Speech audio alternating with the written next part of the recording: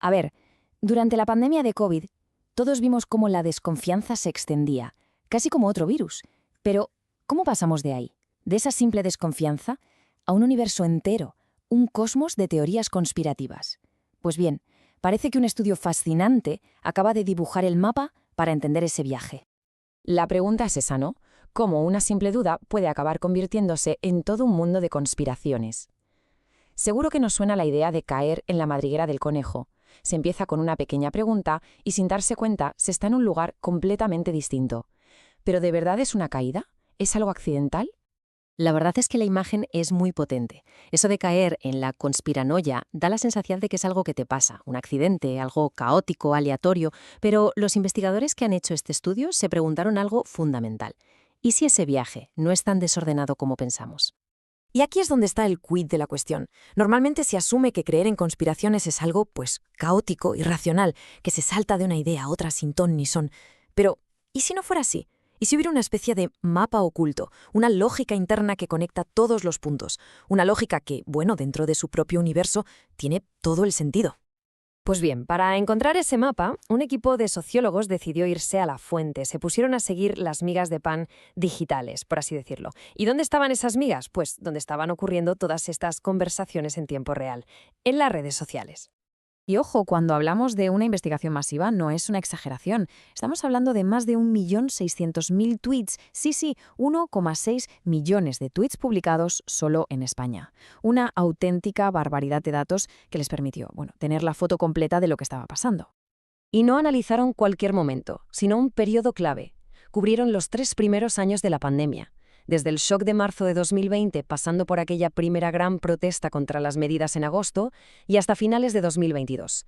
O sea, tenían toda la evolución del discurso, desde el principio hasta que las cosas empezaron a calmarse. Claro, con tantísimos datos, ¿cómo encuentras algo con sentido? Pues lo que hicieron fue enfocar el tiro. No miraron todos los tweets, sino que se centraron en 42 hashtags muy específicos. Hashtags que ya de por sí expresaban escepticismo o desconfianza, desde críticas a la gestión política hasta el negacionismo más puro y duro. Y es aquí donde la cosa empieza a ponerse muy interesante, porque cuando mapearon cómo se conectaban todos esos hashtags entre sí, no se encontraron un lío sin sentido, un caos. No, lo que emergió fue una estructura, un patrón clarísimo. A ver, si miramos esta visualización, se ve perfectamente. Esto no es una nube de puntos al azar. La conversación se organizaba en 2 grandes polos, casi como 2 continentes. Por un lado estaba el grupito de la crítica política, gente descontenta con la gestión del gobierno. Y por el otro, el negacionismo puro y duro de la pandemia. Parecen 2 mundos, ¿verdad? Pues lo increíble es que el estudio demostró que estaban conectados. Este descubrimiento fue la clave para enfocarse en una idea fundamental, la teoría de entrada. ¿Qué es esto? Pues es básicamente una creencia que funciona como un puente. Una idea que no se queda sola, sino que sirve para conectar a una persona con todo un universo de otras teorías. Es la puerta de embarque, por así decirlo. Y entonces, la gran pregunta es, ¿cuál era ese puente? ¿Cuál era la conexión principal entre el mundo de la crítica política y el del negacionismo más conspiranoico? Pues el estudio lo encontró, y de forma súper clara. Era un solo hashtag, #Plandemia. Este gráfico lo deja clarísimo. Esto que se ve aquí, la centralidad de intermediación, es una métrica que suena muy técnica, pero en el fondo es sencilla. Mide cómo de importante es un hashtag para conectar conversaciones que de otra forma estarían separadas. Y vamos, es que no hay color. La puntuación de #Plandemia es altísima, está a años luz del resto. Era, sin duda, el gran conector de la red. Y el efecto de estos puentes era tremendo. Atentos al dato, casi un tercio, un 31,5% de todos los tweets que simplemente expresaban desconfianza sobre la pandemia contenían también, de forma explícita, una teoría de la conspiración. O sea que el salto de un lado al otro no era algo raro, no, era algo súper frecuente. Es que la cosa no se quedaban en 1 o 2 teorías. Los investigadores llegaron a identificar 36 teorías conspirativas distintas. 36. Y para poner un poco de orden, las clasificaron en 3 grupos. Estaban por un lado las que nacieron con la propia pandemia. Luego las adaptadas, que eran teorías que ya existían de antes, como todo el rollo antivacunas, pero que se reciclaron para la ocasión. Y por último, las preexistentes. Vamos, los grandes clásicos. El nuevo orden mundial, los Illuminati, QAnon, el pack completo. Pero quizá lo más alucinante de todo fue darse cuenta de que la gente no iba mezclando estas 36 teorías a lo loco. No era un cóctel aleatorio, había patrones muy claros. Había teorías que tendían a ir siempre de la mano, como si fueran inseparables. A ver, sé que este gráfico puede parecer un poco lioso al principio, pero la idea es muy simple.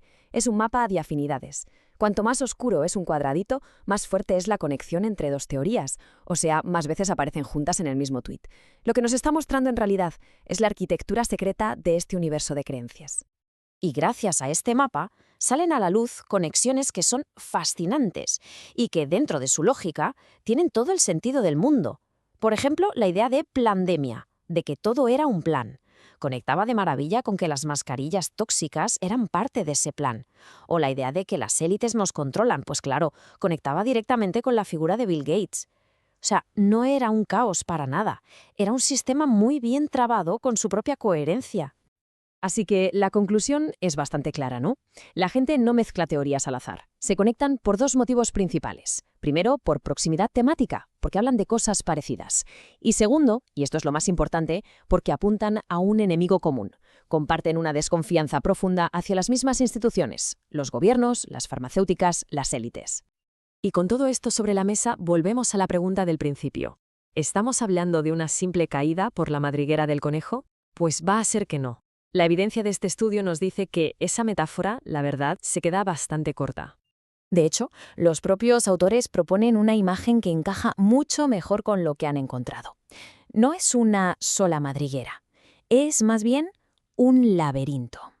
Un laberinto súper complejo, lleno de túneles, con un montón de puntos de acceso y muchísimos caminos posibles. Un itinerario típico por este laberinto podría ser algo así. Se empieza con una desconfianza, quizá una crítica totalmente legítima a cómo se estaban gestionando las cosas. Eso actúa como una puerta de entrada a una teoría puente, como #plandemia. A su vez, esa idea conecta muy fácil con narrativas que ya estaban ahí, como la del nuevo orden mundial. Y ya está. Ya se ha llegado a un ecosistema completo, un mundo de creencias que se refuerzan unas a otras. Y todo esto nos deja con una reflexión final, que creo que es importante, porque este estudio no solo dibuja el mapa de un sistema de creencias alternativo, lo que realmente nos enseña es cómo se construyen esas realidades paralelas. Y entender eso es crucial para comprender por qué nuestra realidad compartida a veces parece tan fracturada. Nos obliga a preguntarnos por la confianza, por la información y por cómo podemos navegar las crisis juntos.